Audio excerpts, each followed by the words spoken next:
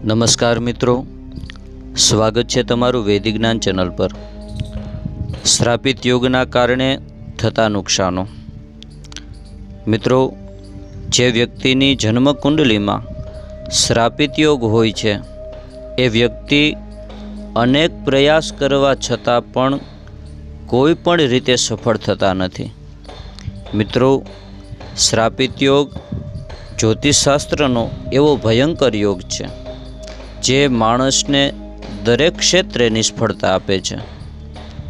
માણસ આર્થિક, શારીરિક અને સામાજિક ત્રણેય પરિસ્થિતિમાં બધી જ રીતે હેરાન થાય છે। માટે યોગ્ય સમયે યોગ્ય રીતે જો શ્રાપિત યોગનું નિવારણ કરવામાં ન આવે તો આ યોગ છે એ માણસને દરેક રીતે પરેશાન કરે છે। મિત્રો, શ્રાપિત યોગના લક્ષણોની વાત કરીએ તો એનું પહેલું લક્ષણ છે કે વારંવાર પરિવારના કોઈ સભ્યને બીમારી થવી।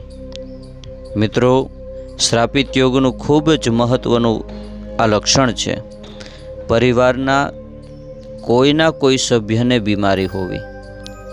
એક વ્યક્તિની બીમારી સંપૂર્ણ રીતે સાજી થાય તો બીજા વ્યક્તિ બીમાર પડે, બીજા વ્યક્તિની તબિયત સારી થાય તો ત્રીજા વ્યક્તિને બીમારી લાગુ પડે।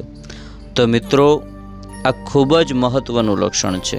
આવું લક્ષણ જોવા મળે તો યોગ્ય જ્યોતિષીની સલાહ લઈ અને શ્રાપિત યોગનું નિવારણ કરાવવું। બીજું લક્ષણ છે દરેક કામમાં રૂકાવટ આવવી। મિત્રો, શ્રાપિત યોગ એક એવો યોગ છે જે દરેક ક્ષેત્રે માણસને રૂકાવટ આપે છે। આગળ વધવામાં હંમેશા માટે આ યોગ છે એ નડતર રૂપ થાય છે।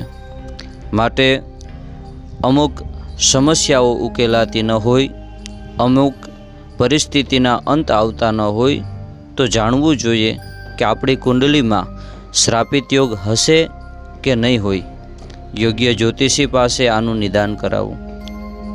ત્રીજું લક્ષણ છે અસાધ્ય બીમારી થવી।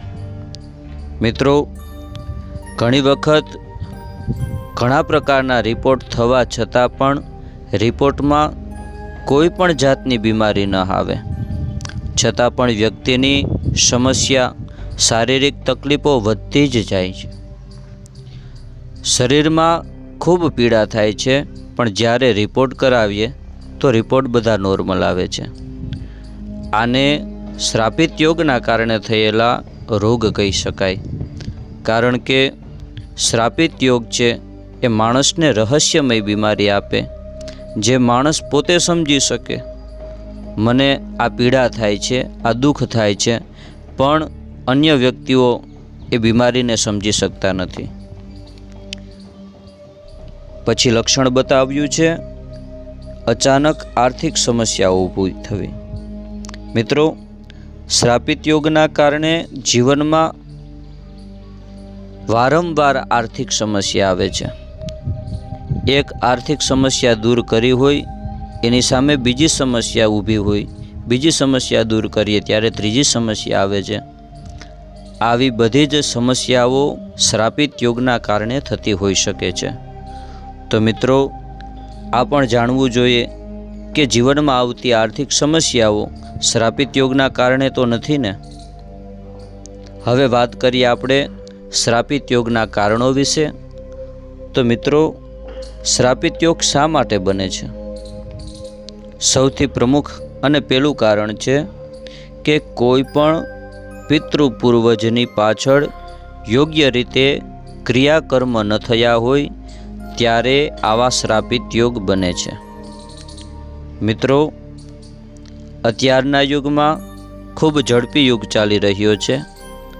માણસો પાસે ખૂબ ઓછો સમય હોય છે ધાર્મિક ક્રિયાઓમાં બેસવાનો, તો ઉતાવળના કારણે ઘણી વખત ક્રિયાકર્મમાં એવી ભૂલો કરે છે જે ન થવી જોઈએ।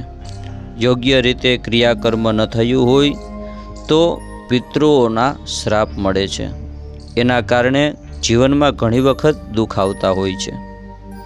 બીજું કારણ છે કે જે પરિવારના વડીલો છે એમનું વારંવાર અપમાન થતું હોય, એમને ન કહેવાના વચનો કહેવાતા હોય અને એમની આંખોમાંથી આંસુ વહેતા હોય, એમનું હૃદય બળતું હોય, એનું હૃદય દુભાતું હોય, ત્યારે પરિવારની ત્રીજી પેઢીએ શ્રાપિત યોગ આવે છે અને આ શ્રાપિત યોગ ખૂબ નુકસાન કરે છે. તો મિત્રો, આવી કોઈ પણ પરિસ્થિતિ આપણા ઘરમાં ન થાય એનું ખાસ ધ્યાન રાખવું જોઈએ. અને ખાસ શ્રાપિત યોગનું એક લક્ષણ છે કે જ્યારે શ્રાપિત યોગ પોતાની પૂર્ણ શક્તિ આપે છે, પૂર્ણ શક્તિ દ્વારા વ્યક્તિનું નુકસાન કરે, ત્યારે પરિવારના કોઈ સભ્ય એક સાથે બેસી અને જમી પણ નથી શકતા. ખૂબ સારું ભોજન બનાવ્યું હોય, પ્રેમથી બનાવ્યું હોય, બધા વ્યક્તિઓ એકબીજાની રાહ જોતા હોય, પણ જ્યારે શ્રાપિત યોગ છે એ પોતાનો પ્રભાવ બતાવે તો બધા વ્યક્તિઓના મસ્તક ઉપર એવો ક્રોધ છવાઈ જાય કે માણસ એકબીજા સાથે બેસી અને શાંતિથી ભોજન પણ ન કરી શકે. તો માટે મિત્રો, આ બધા શ્રાપિત યોગના લક્ષણો છે જે જ્યોતિષશાસ્ત્રમાં વર્ણવેલા છે. તો મિત્રો, આવા કોઈ યોગ હોય તો યોગ્ય જ્યોતિષીની સલાહ લઈ અને યોગનું નિવારણ કરાવવું જોઈએ. મિત્રો, તમને જો અમારો આ વિડીયો પસંદ આવ્યો હોય તો વિડીયોને લાઈક કરજો, શેર કરજો અને વૈદિક જ્ઞાન ચેનલને સબસ્ક્રાઈબ જરૂર કરજો. જય માતાજી, જય દ્વારકાધીશ.